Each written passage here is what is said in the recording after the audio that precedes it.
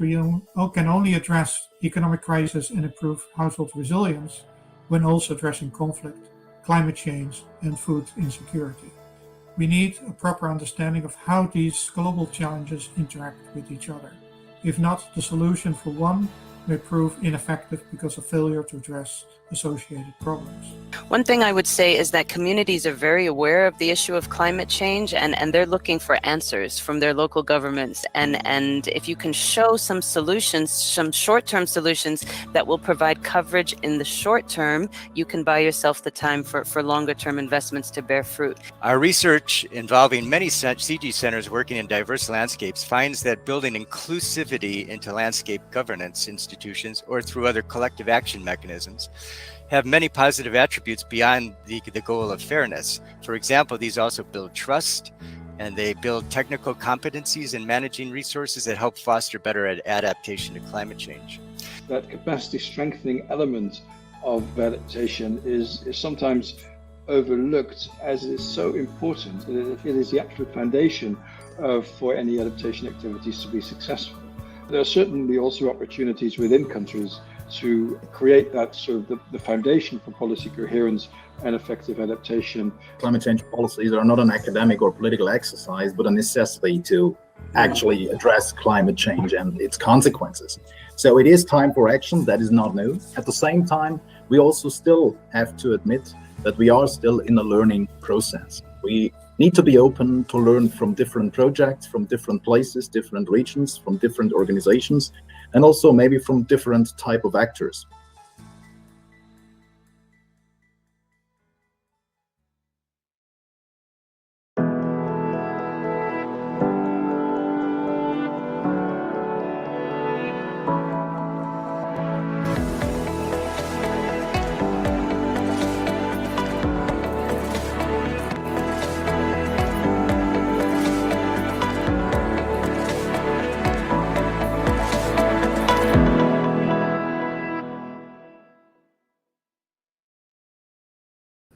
Good afternoon, good morning, good evening, whatever your time zone is. My name is Ali Abu Saba. I'm the Regional Director for the 1CGIAR in the Central and West Asia and North Africa region. And I'm also the ICARA Director General. I wanted to thank you all for joining us in this very important webinar series, and in particular the organizers for having taken the initiative to put this thing together and for allowing me the opportunity to address you this morning with a few words as your host. Just before we get into the business of the day, I think it's important to recall why we are here today and what brings us together.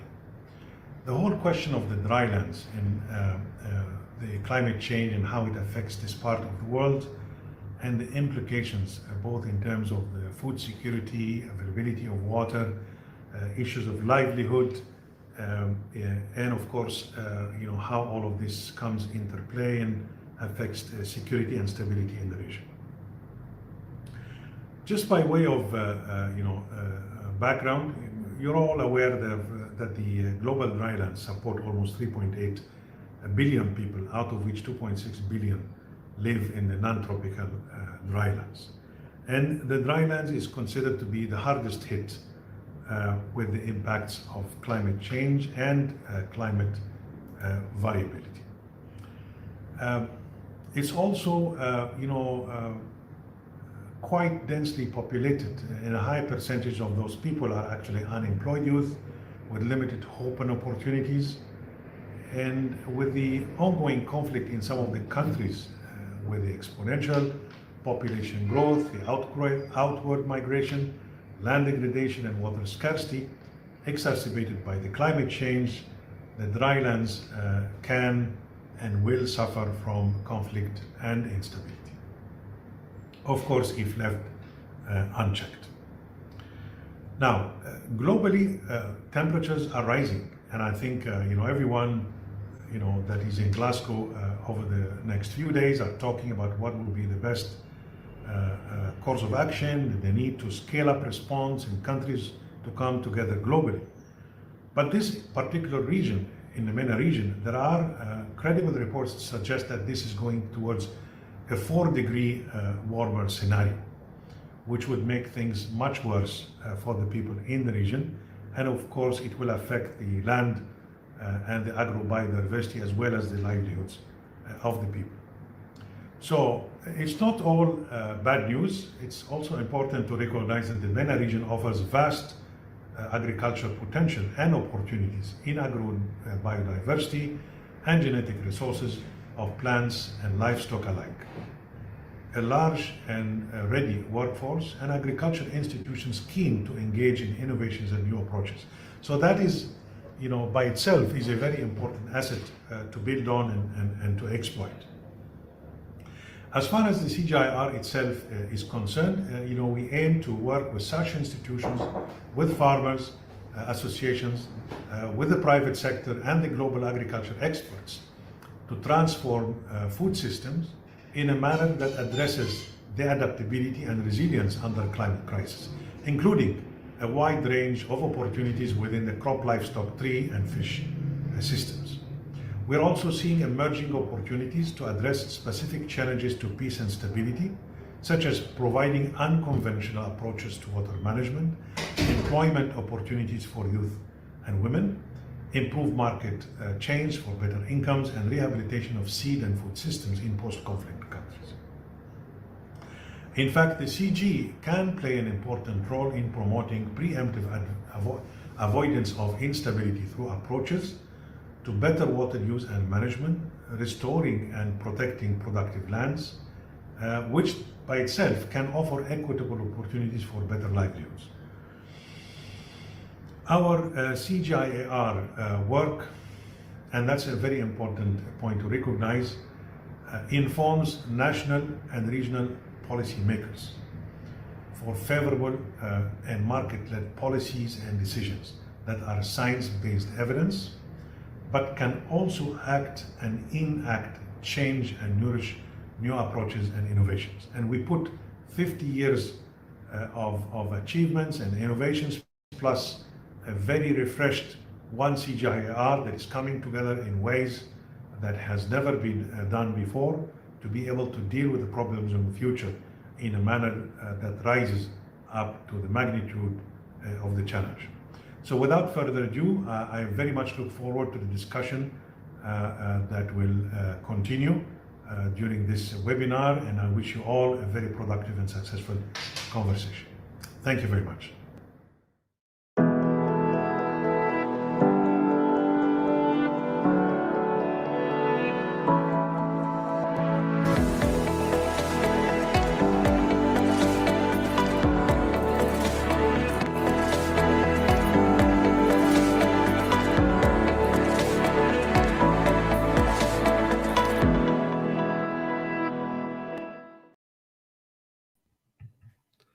Welcome, everyone. My name is Mark Leon Goldberg. I am the editor of UN Dispatch and host of the Global Dispatches podcast.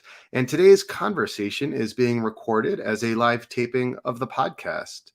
Ali Abu Saba did a great job of framing this conversation, and I now have the honor of moderating an excellent panel, whom I will now introduce. Sandy Ruckstuhl is Special Advisor and Senior Researcher at the International Water Management Institute with CGIAR. Welcome. Gidon Bromberg is Israel Director, EcoPeace Middle East. Welcome. Hello. And Anders Jakerskog is a Senior Water Resources Management Specialist with the World Bank. Welcome. Thank you. Thank you.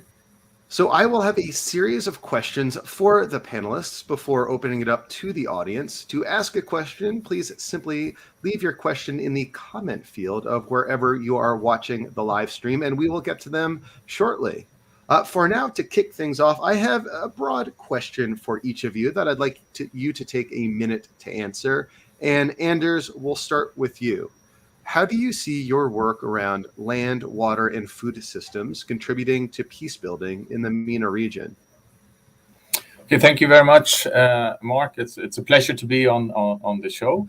And I think just briefly, the World Bank is, of course, working in all of the countries in the MENA region. We work on water, we work on land, agriculture, and I think in short, we see that the social contract, if you like, in the region has several components, including work on water, work on agriculture, and food, and those are underpinning the sort of the peace and stability in countries. And if you don't work with them, you run the risk of having increased fragility in the region. So through addressing these and through addressing those challenges that those bring and responding to the country's requests for support, we do work in all of these sectors, thereby contributing to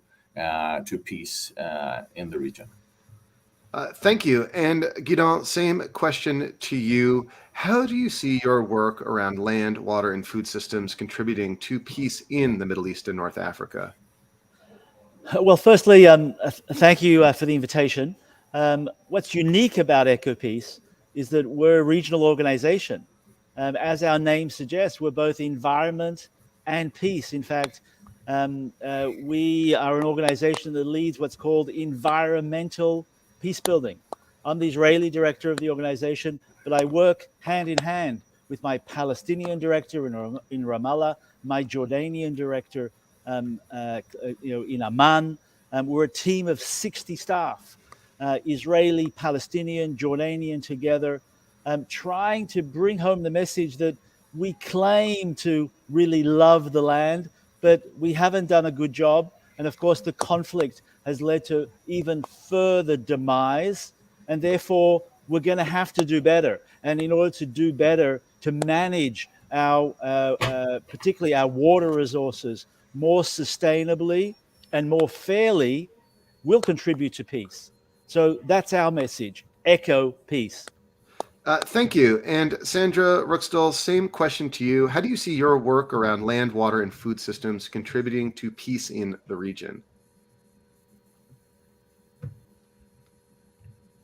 Sandra, you might need to unmute.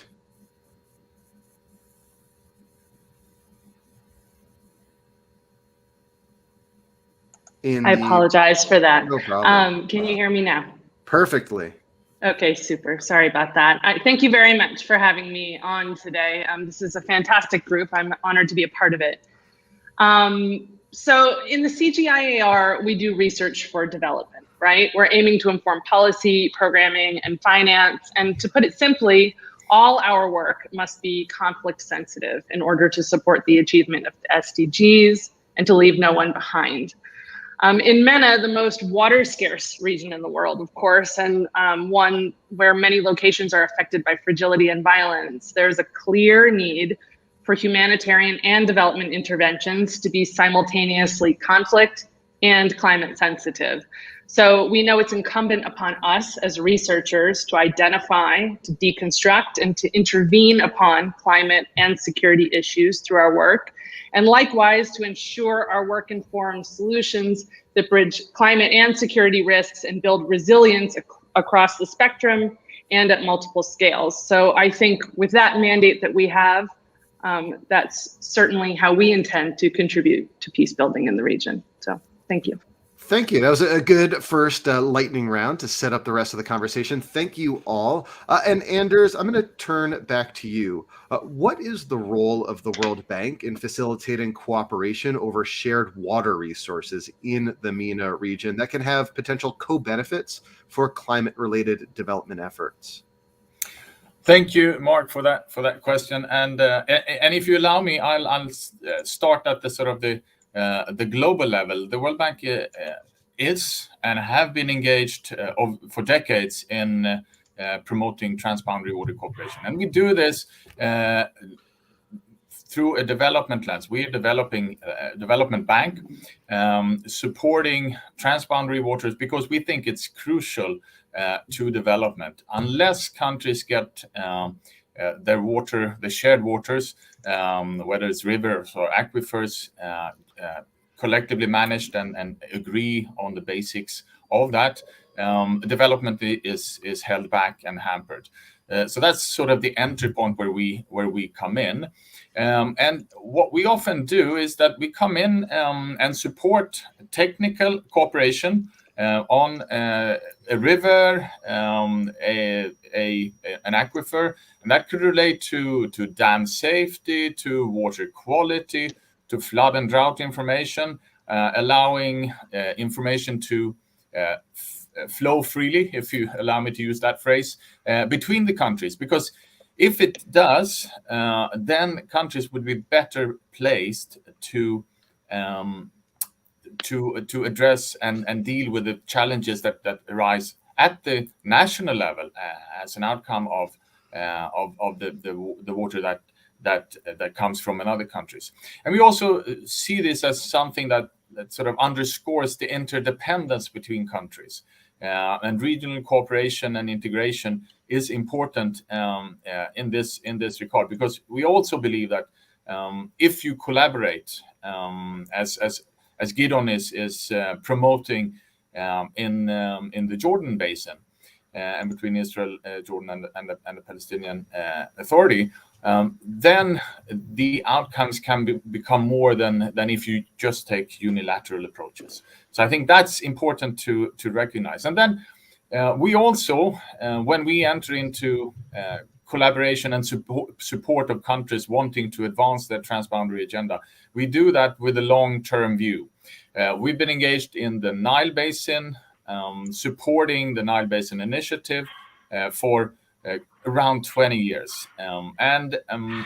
While there are challenges there now, which we recognize, we can also see a positive trajectory if you look back over the last 20 years. There is a lot more information sharing between the countries.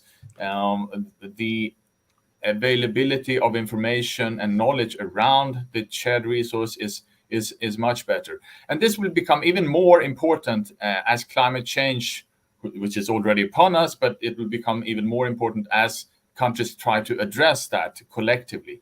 And that's how I think we that can contribute to countries addressing this challenge. Thank you, Anders. And Gideon, I believe that Anders gave you an entry point to discuss your work in the Jordan Basin. So how is EcoPeace's work on water, environment, development, and peace building in the Middle East contributing to economically sustainable and climate resilient peace? So let me give you the example of the Jordan River itself. This iconic river that is holy to half of humanity, very much due to the conflict, has been turned sadly, tragically, to little more than a sewage canal, with 97% of its waters diverted, half by Israel, the other half by Syria and Jordan.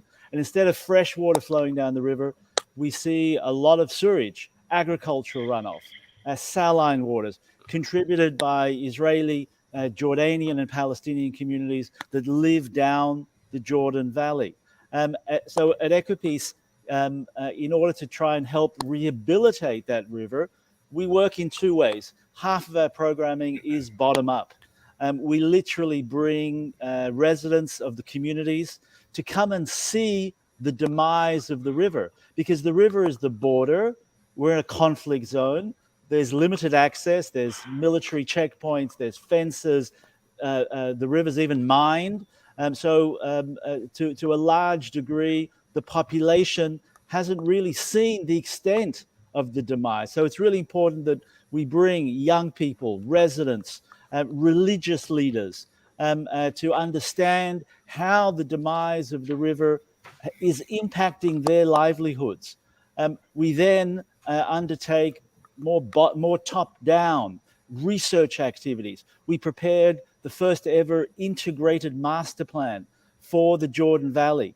And that master plan showed us how that if we work together fairly and sustainably, we can turn this dire state of the river back to a clean, fast-flowing river that brings economic welfare to the three riparians, Palestinians, Jordanians, and Israelis, move from an economy of poverty, which is very much associated with the demise of the river, to an economy of shared prosperity, from $4 billion annually to $73 billion annually, if we work together, and our efforts have brought results.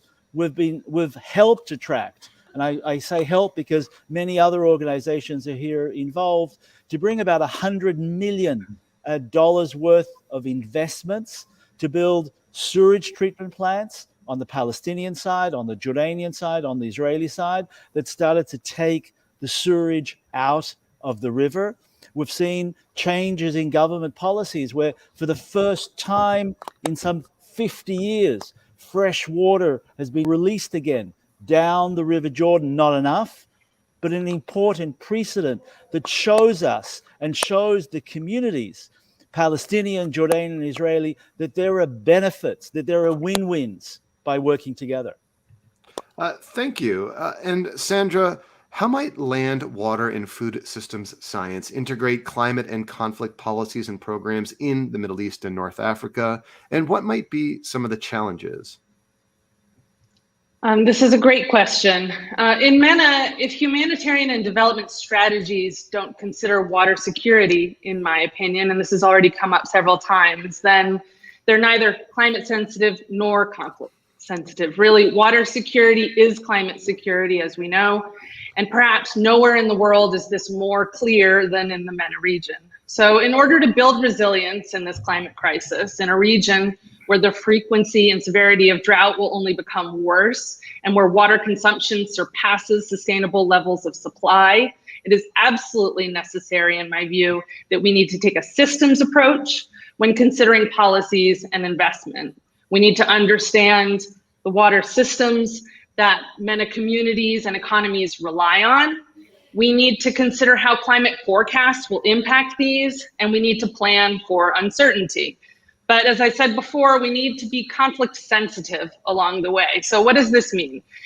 In my view, it means we need to do no harm. This means we need to consider how the development and humanitarian interventions that we inform could affect latent or active conflict. It means that we have to avoid the pitfalls of maladaptation, meaning investments in adaptation that could end up in contributing to more vulnerabilities and exposure to climate risk. It means that interventions that we inform need to be intentionally designed to actively prevent and mitigate conflict. And it means that we need to inform and strategically support recovery after conflict and violence. Now, these three areas are not independent from each other. They're overlapping, and all of them do promote peace building in theory. But the challenge really for us is that to do any of this as water, land, and food system scientists, we need to collaborate closely with conflict experts and to be deliberately conflict sensitive. And furthermore, when being conflict sensitive and understanding conflict, we can't be confined to the notion of active conflict or war. This is something that there can sometimes be a tendency to do this. But in the case of the MENA region and globally, conflict and insecurity can be anywhere at any time. So we need to be mindful of that when we go into these endeavors together. Thank you. And I like your framing of water security is climate security. That leads really nicely into my next set of questions. Anders, to you, you recently co-authored a World Bank report on water migration and conflict in the Middle East and North Africa in view of climate change in the region. What are the lessons learned for policy actions to build peace? Thank you for that question. Yes, here we have it. This volume really came out of a lot of discussions, both internally in the World Bank, but also looking at the sort of discourse going around globally, if you like, on water and migration, recognizing the need to understand more of how water may be a trigger or not for migration.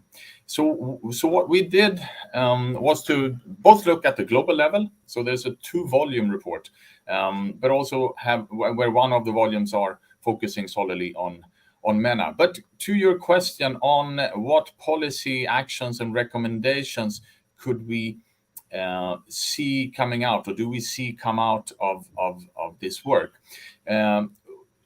There are a number of them, but let me highlight a few. What we see and looking at us as a development bank and development actor, is that we need to be more present in conflict settings. We need to make sure that we are active in places where conflict might be ongoing, a bit unlike what we have done in the past. And that's being recognized at various levels.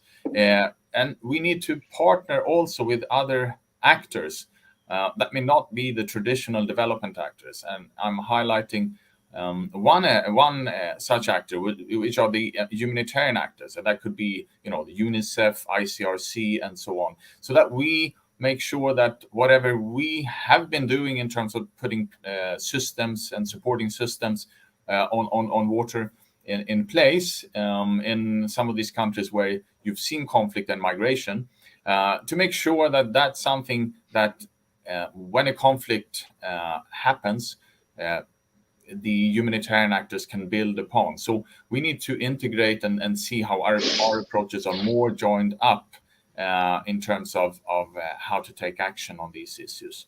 And so that's a concrete policy action. And that work is ongoing. We are working with UN agencies, for example, in Yemen, to make sure that people have water and sanitation where they live, so that they don't necessarily need to move and migrate to other areas, either internally or become refugees externally.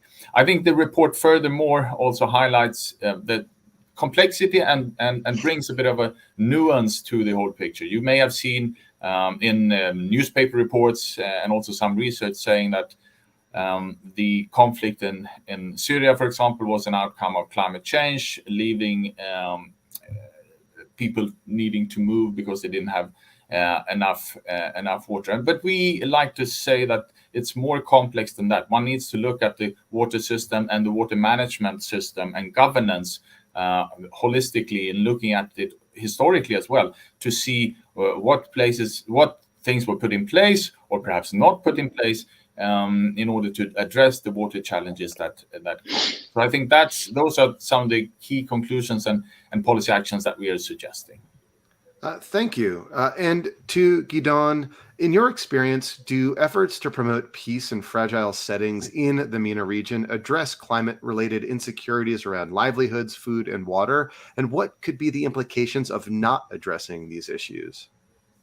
So I think overall, there's insufficient attention given to how the climate crisis can further aggravate the conflict and lead to sort of threat multipliers, which is the common term. Peace building is seen about a conflict resolution on narratives, on land issues, but with failing to really integrate the fact that it's not status quo. That if we don't respond to the climate crisis, the type of drivers of conflict, such as water insecurity, are only going to get worse and worse. That's going to lead to even more conflict. At EcoPeace, for that reason, we launched a report last year, building on over 2 decades of our work, calling for a green-blue deal for the Middle East. And that's what the report is completely focused on. It's focused on highlighting that the climate crisis can actually be an entry point to promote peace. It can alert people that the climate crisis, of course, doesn't impact one country, but it impacts the region as a whole. And when we look at the impacts that we've already seen in the region, the rest of the world is talking about being fearful of a 1.5 degree increase in temperatures. Well, since the 1950s in the Eastern Mediterranean, we've already experienced a 2 degree increase in temperature. The Mediterranean Sea this summer rose to 32 degrees Celsius, 2 degrees higher than ever recorded. So the implications of climate change are real and relevant right now. And if we fail to deal with the climate crisis and fail to implement some of the measures that hopefully I can expand later that deal with implementing a green-blue deal inspired by the European Green Deal for the European continent in the MENA region, then we're really not going to be able to meet the challenges needed. And quite tragically, we'll see more and more conflict developing in our part of an already highly troubled part of the world. Thank you. And to Sandra, can you share any success stories of interventions from the region that can be used as guidelines of good practice for enhancing conflict-sensitive programs with the aim to contribute to longer-term peace building? On the other hand, do you have any cautionary examples of interventions that can serve as key lessons? Thanks, Mark. I kind of wish that Gidon could answer this question, because some of the great work that Ecopeace has done in the Good Water Neighbors Project, but perhaps that's for later. In my experience, and I do want to point out, again, following on to what Anders and Gidon both said about the message of cooperation and peace building, we know that historically water has been a source of cooperation, and that good water governance can be a means for building peace. And the goodwill around cooperation, whether it's from an irrigated field or all the way up to a river basin, can be a means for building cooperation around other things. So while we know that climate forecasts indicate concern that the trajectory could change, we still need to be aware that we can leverage opportunities for cooperation over water. And I want us to be mindful of that. As communities across the MENA region face the risk of more frequent and extreme drought, this is obviously a major concern across all countries in the region. Integrated and inclusive and cooperative planning around drought could be especially critical for security and conflict prevention, in my view. IMI is implementing a project in several countries in the region. In Morocco, for example, is one of the countries where we're working, where newly developed drought monitoring tools use satellite data, and these have been installed in the Ministry of Agriculture, Fisheries, and Rural Development, Water and Forests. And now these systems are being used in what I would term conflict prevention. Now, we know that pastoralism is widespread in Morocco, but that new grazing lands, that pastoralists might be seeking new grazing lands, which can lead to tension in communities. They're seeking new grazing lands as the climate changes and as the resources are depleted. So what the team is now working on with our Moroccan partners is to calibrate and validate the drought maps for pastoral use across all of Morocco. Now, this will support enforcement of local laws on rangeland management, and these drought maps will allow Moroccan authorities to forecast where drought will affect grazing lands countrywide, and to authorize herders to take their livestock into areas where vegetation is healthy. So drought early warning, drought impact, vulnerability mapping, and drought preparedness, to me, these are excellent examples of conflict mitigation in the face of climate change. Thank you. So we are about to go to our final round of questioning. However, before we get there, I do want to remind viewers that you can ask your question to the panelists simply by leaving a comment wherever you are watching the live stream, and we'll get to those shortly. So for this last round of questions to each of you, it's a similar question, a similar framing, but I'd ask you to answer in each of your own context and experience. So Anders, to you, having agreed on the importance of tackling the climate security nexus in the Middle East and North Africa, what will the World Bank do to address nexus-specific components and help guide climate policy in action? Okay, thank you very much, Mark, for that questions. Well, there is a lot that we could do, and really taking stock of this saying, perhaps, that no sustainable development without peace, and no peace without sustainable development. Building on that sort of notion, and of course, climate security nexus is as I see it, framed within that. The World Bank has developed a fragility, conflict, and violence strategy, FCV strategy, and recognizing that we will be working in in the MENA region, not least, but also globally, in more of this conflict setting. And one of the key things that we think needs to be addressed is, of course, water, but also climate. And we are working with countries to develop what we call climate change and development reports. And it's not only a report; it's a report laying out the landscape, so to say, for what to do. And it's but based on that, and really drilling deep down into into water, into land, environment, and other sectors, we aim to increase the level of activity that can contribute to climate action, really moving up the so-called climate co-benefits that comes with all of our projects. We always screen our projects to make sure that they contribute to that, and that the percentage of contributions to address climate has gone up. It will go up even further. So that's one specific ways we're addressing it. Another one would be on transboundary waters, on regional cooperation over shared water resources, and regional cooperation on water in general. We believe that if countries are to address the challenges that climate change brings, and that's from a development perspective, but you were talking here also about the security perspective. I think that's where we can contribute, and we are working together and finding new approaches with the Mashreq countries to try to advance this agenda going forward. I'll stop there and back to you. Thank you. And to get on, again, having agreed on the importance of tackling the climate security nexus in the region, what will Ecopeace do to address nexus-specific components and help guide climate policy into action?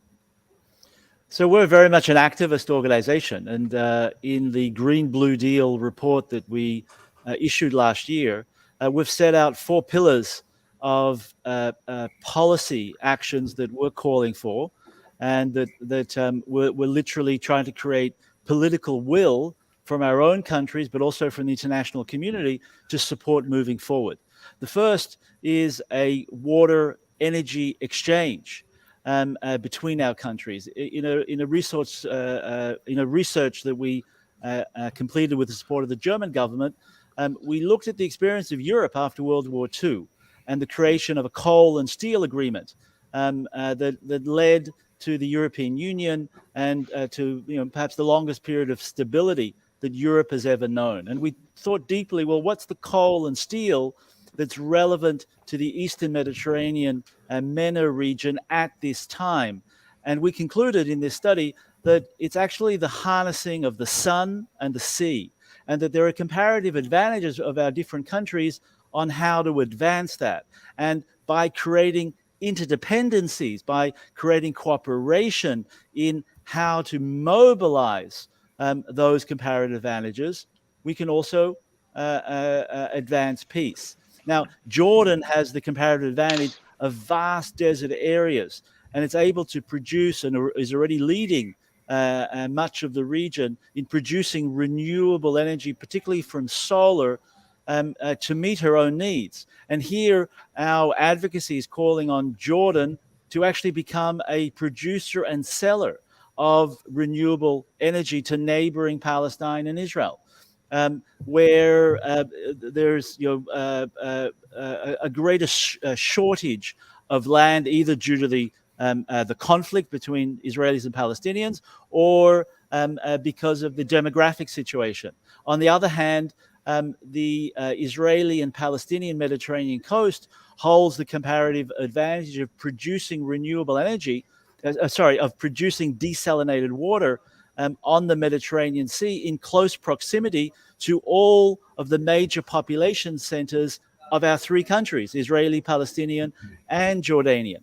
And in that way, if we can use renewable energy that Jordan sells to Israel and Palestine to produce desalinated water that's produced on the Mediterranean and then sold east towards Jordan, we're able to advance climate mitigation, climate adaptation, region-wide water security, region-wide energy security to meet the climate targets that the region has set for itself. And no less importantly, for the very first time, have circumstances where each side has something to sell and each side has something to buy. I'm pleased to say that there's tremendous government interest in this effort today, much pushed by the private sector, who also see tremendous opportunities of investing. And I'm talking about billions of dollars of private sector investment to help create this climate resilience. Thank you. I appreciate the comparison to the European coal and steel community. That's very interesting. Thank you. A quick reminder to the audience, this is going to be my last question to Sandra. Before I get there, though, do be sure to ask your question by leaving a comment wherever you are watching this in the live stream. So, Sandra, over to you. What will CGIAR do to address the climate security nexus specific components and help guide policy and action? Mm-hmm. So moving forward, the CGIAR is looking to mainstream water and climate security. I say water, of course, because it comes to me automatically, since I think it's so critical in this case. But water security across, climate security across its work portfolio. Okay, so we envision 4 avenues in this effort. These being producing evidence for peace, informing policy for peace, programming for peace, and using all of this to leverage finance for peace. So this is sort of the paradigm where we're operating in at the moment. The CGIAR already has a broad spectrum of work to build on over, the history of our work. So in my view, as I mentioned before, I believe our work in the water sector is of critical importance in the effort to intervene upon climate security risks in Mena. Drought monitoring and early warning and forecasting, I mentioned that earlier. Water, climate, migration nexus analysis, water productivity measures, water accounting systems, wastewater reuse, integrated food, water, and energy systems, transboundary water management, because we're looking at a region where 2/3 of all resources are transboundary. So all of this, these are going to be critical to be applied. They're being applied now to mitigate climate risk, and they're going to be critical to scale up going forward. So these technologies, combined with collaborative and inclusive governance, are an integral part of this effort to build resilience in Mena for the CGIAR. We need to continue to work closely with governments, communities, the private sector, and all other partners in the field in order to adapt these technological solutions to the needs of the stakeholders and to build up resilience in the face of uncertainty due to climate change. So we, as CGIAR researchers, we will aim to understand the sources of vulnerability, who's at risk, options for a way forward. And when developing solutions, we'll be mindful that we need to be inclusive and conflict sensitive, to understand who is being targeted in resilience building efforts, building resilience, that we're building resilience to the right risks, and that we're being mindful of the particular context in which we're operating. So our objective is to align evidence from the realms of water, land, and food system science, of course, with peace-building efforts through evidence-based environmental, political, and social and economic solutions. But it's really important to note this is a highly integrative effort, and we cannot do this alone. So that's why conversations like this are extremely helpful as we figure out the way forward. Thanks. Thank you. Thank you all. I'm going to now turn to some questions from the audience that I'm getting on my phone. So let me read this first question, and it can go to each of you all, and you can take maybe a minute to answer so we can get through a few questions. So here it is. The Middle East and North Africa produces most of the world's fossil fuels, but these fuels are mostly consumed by Europe, USA, and China. As these countries transition towards green energy, what kind of climate security risks might confront the MENA region that would demand urgent attention? Let's maybe stay with Sandra.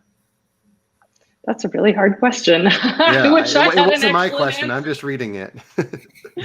I wish I had an excellent answer. So in this transition, I mean, we know that this transition is going to have massive effects on the economies that are producing these resources.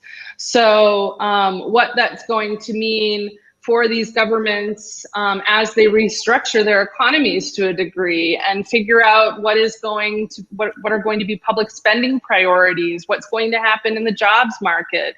There are all sorts of questions that are going to come up. So what is this going to mean in terms of climate security in particular, which I think is what the last part of this question was? I mean, this obviously helps us towards our emissions reduction targets, but this fight is not just about that. This fight is about adaptation and all of the struggles that are in there. And so therefore also restructuring how we produce our energy and figuring out, I mean, there's just a whole bundle of things. I hope that was somewhat helpful. That's a large question for one answer. Well, 1 minute. Gidon, do you want to take a stab at this question for a minute? Absolutely. I think building on what Sandy said, the challenge here is to make sure that the oil-producing countries stop producing oil, but have sustainable incomes to replace. And given that they all have vast desert areas, we at Ecopeace really invite the other oil-producing countries, Saudi Arabia, the Gulf states, to heavily invest in renewable energy and then export that renewable energy, west and east. And let me give you an example.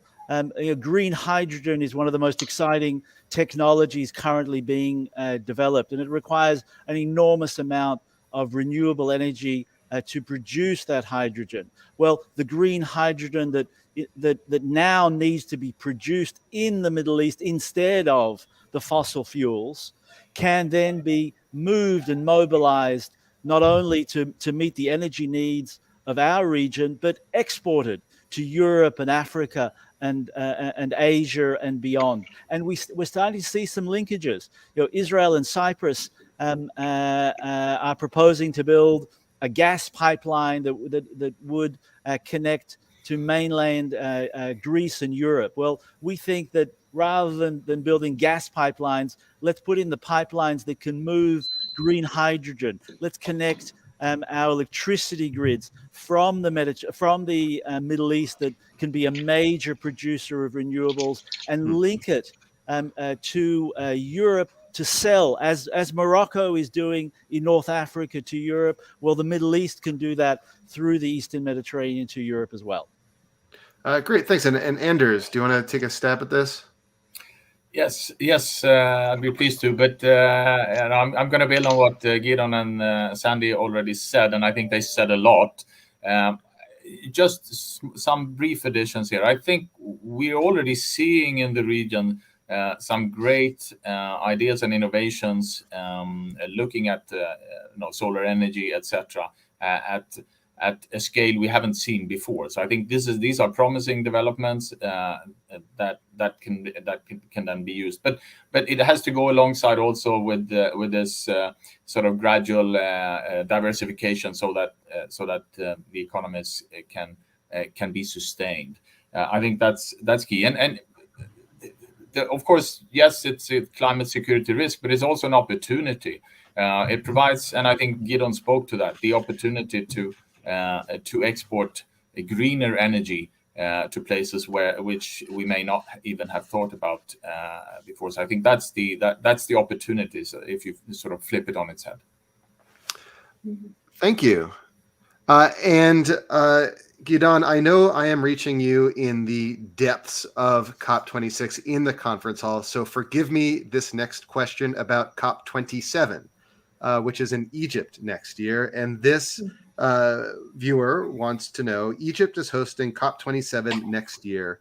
Do you think this will help the MENA region meet climate targets? And how might this also help build peace in the region? So it's a wonderful question. And in fact, it looks like that COP27 and COP28 will actually be in the Middle East. So that is the opportunity to really focus on the needs of the Middle East to be more sustainable, to be more climate focused, to make sure and this is what at civil society we will do, and certainly what at Ecopeace we're calling for, to hold our governments to account. That it's easy to make commitments at events like we're seeing here in Glasgow, in Cairo, and perhaps in Abu Dhabi the year after. The civil society, NGOs from the Middle East are going to be really holding our own Middle East governments to account. Are they really advancing the required investments in both climate mitigation and climate adaptation? Are they focused only on the national efforts, or are they looking more broadly to regional solutions that, as we've mentioned here, are critical both to climate security and to long-term peace in our region? Does anyone else have any thoughts on this question of the next two COPs, Egypt, then Abu Dhabi, and their intersection with our conversation today? If I may, I mean, I think Gideon basically said it all. I think it's an opportunity to promote and sort of catalyze further all the good things that are already happening in the region. So it's an opportunity to do that with these, and importantly, as also Gideon was saying, the opportunity to think regionally. I think that's the sort of peace building aspect that you were, or the person asking the question was after. I think if the countries in the region can think more about this, not only in the MENA region but broadly, that would be a key aspect of the building peace and the development, both of those two things. And Sandra, I see you nodding your head vigorously. Yeah, well, I think that both Anders and Gideon have really hit the nail on the head. I mean, to host these events in the region, it means the governments that are hosting will be held to account. It means that we have to put our money where our mouths are, right? And we have to really be honored by playing this role in the region to bring this discussion to the region, and leverage it as an opportunity to come together as a region, like Anders said, and to build coalitions in a region that, let's be honest, the donor community may often look at the region in terms of conflict and fragility, and we've talked plenty about that today. But now that is the time to turn attention to other issues where the governments here can really champion the cause of mitigating climate risk. Yeah. So actually, staying with you, Sandra, we have a question from the audience. Climate and conflict risks often spill over national boundaries. So what needs to be prioritized for transboundary policies and agreements to tackle both climate and security co-benefits?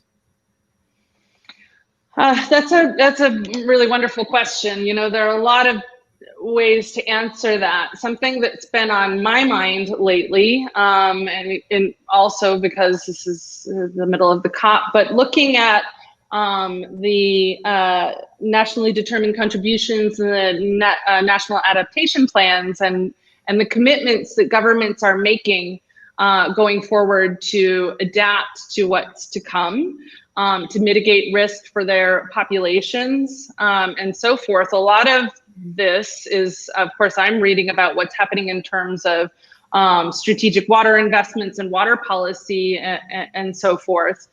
But as I read these commitments, I wonder, gosh, okay, here are some great commitments, but they're within national boundaries. And we desperately need regional action. I mean, like I said, water is transboundary, 2/3 of water resources are transboundary in the region. So if we're going to try to make changes and build resilience in countries to climate risk, to variability, and to all of the things are being forecast for our future, these NDCs and NAPs need to somehow bring us together to work across boundaries and in very strategic ways. So I'm hoping that discussions forward about adaptation and all of these great strategies that have been published will move more in that direction, and that we can have more strategic conversations in that area.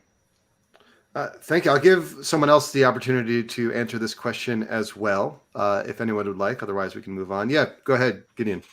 So very much building on what Sandy said. I mean, I think we're actually we have a failure in the UN process that we're advancing.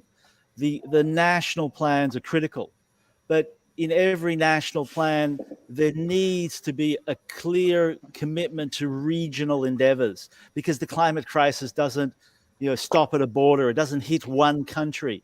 The climate crisis is particular to the region. The MENA region is a hotspot, and if in our reporting, in the strategies that each one of our MENA countries are developing, if we're not defining, if we're not strategizing how we're going to reach these targets and meet our challenges in a regional fashion, then we're actually missing opportunities. And we can't afford to be missing opportunities in the midst of the climate crisis that in MENA we're already experiencing today. Thank you. And we just have 2 minutes left, and we have a kind of a joint question for both Anders and Sandra. What is the best possible way to integrate science knowledge from CGIAR's work with the fragility, conflict, and violence strategies at the World Bank and similar frameworks? Basically, how can the World Bank and CGIAR scientists and other areas of CGIAR work more closely together in this area? I guess we'll start with Sandra, then finish with Anders. I would say tongue in cheek, let's have a Zoom meeting, but honestly, this is it right there. Right, here's the beginning. This is exactly it. We need to actually come together in a very creative space to come across, to make this bridge, because we're coming from different paradigms of how we do research, how we inform action, how we develop policy, and what are our priorities when we do any of the analytical work we do to inform next steps. So yeah, we need to put our heads together. Oh, did she just drop? We just lost Sandra, but that's okay. We're running low on time anyway. Anders, why don't you pick it up from there? Sure, absolutely. It's a great question. I am hoping that we are already building on all the great science that the CGIAR institutions are producing.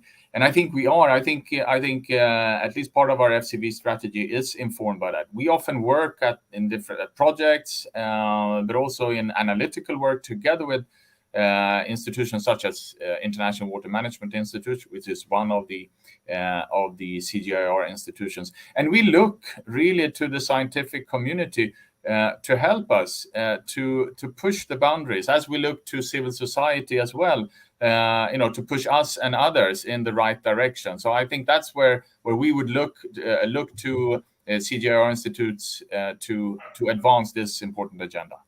Well, thank you all for your time today. Thank you all who are watching the live stream. Again, this was recorded as a live taping of the Global Dispatches podcast. You can find the podcast wherever you listen to them just by searching for it. And now let me turn for closing remarks to Michael Baum, Acting Director, General Research, International Center for Agriculture Research in Dry Areas with CGIAR. And Michael, over to you for some final remarks. Thank you.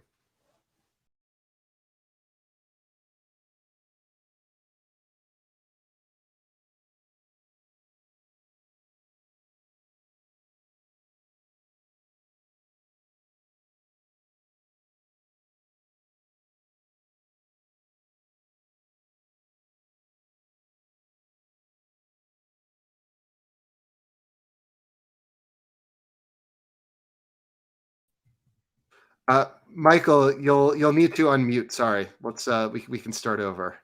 Okay. Okay. Start from the beginning. Thank you, and again, thanks for your time. Yeah. So as I said, I'm stepping in for Mr. Ali Abu Sabah, the regional director for Siwana and the DG of ICARA, because he's on his way to Glasgow, and he would have loved to be with you and to do the closing remark. So I'm stepping in, and so it was a very rich discussion. It's impossible for me to put it all together, but just a few thoughts. The dry lands, especially in Mena in the Middle East, there are 500 million people living around there, and is faced with immense challenges. We have heard from the different colleagues, and starting with water, the climate security, many of the aspects, and as Gideon highlighted. So the actual figures on what's happening in the eastern Mediterranean Sea, with 2 degrees already, a 2 degrees increase, temperature of 32 degrees, which is really alarming. And some of the prediction is that the Mena is a climate hotspot, and till the end of the century we might expect even 4 degrees. A temperature increase, which with all the implications for it has on the livelihoods and the farming systems and so on. We have heard about the possible collaborations around the Jordan River and about the Nile, where the World Bank is involved, and which is a little bit encouraging, and also Gideon was referring to the coal steel agreement that maybe after the Second World War led to the rise of the European Union, and I think it's important to think about similar deals in the Middle East that brings parties together and to work together. I'm a bit optimistic because we are in the last year of a phase in the CGIAR, and we are preparing for a new phase where we look into new programs, and it's in a way. So we are in the CG centers. We are partners, but sometimes we are also competing. And but this new phase is the new one CGIAR is really bringing a lot of the centers together. And for instance, we are building at the moment a program on a regional integrated initiative on Siwana, where 8 CGIAR centers that work in Mena actually putting their programs together. Centers have different expertise, and they're all brought together to build an integrated program, starting from, for instance, Sendra is part of this one, from expertise in water accounting and water strategies, plant breeders, policy dimensions, and many more. And so building such programs for the future make me a little bit optimistic that even with the scenarios that are not the climate change scenario that are not so optimistic for Mena, so we might find solutions and to build systems that are productive for the future. I like to also to mention, one strength that the Middle East really has. We have 2 or 3 Vavilovian centers of genetic diversity in the Middle East, in the Fertile Crescent, and many of our plant, animal, forest, fish species originated from the Middle East. And over millions of years. So plant genetic resources, animal genetic resources, forest genetic resources are there. And we can make much better use of those resources to build production systems and food systems for the future. And as these wild relatives have lived through 100,000 or millions of years. So they also have seen times of climate change and warmer climates. So that we are optimistic that to find the rare genes or the rare allele combinations to develop the plant species and the production systems for the future. And so I'm very optimistic. I mean, to be able to work with colleagues from the other CG centers to put programs together that take care of the expertise in the region, but also of the opportunities. The CG has been in the region for 50 years. There's quite a bit of the donor community that trust into the CG and that builds programs together with the CG. If, for instance, we are working together with the World Bank to develop a climate smart value chain in a number of countries, in Morocco, in Iraq, in Afghanistan. World Bank and other organizations a great partner to look more closely into the programs that are needed for the Middle East in order to face the challenges for the future.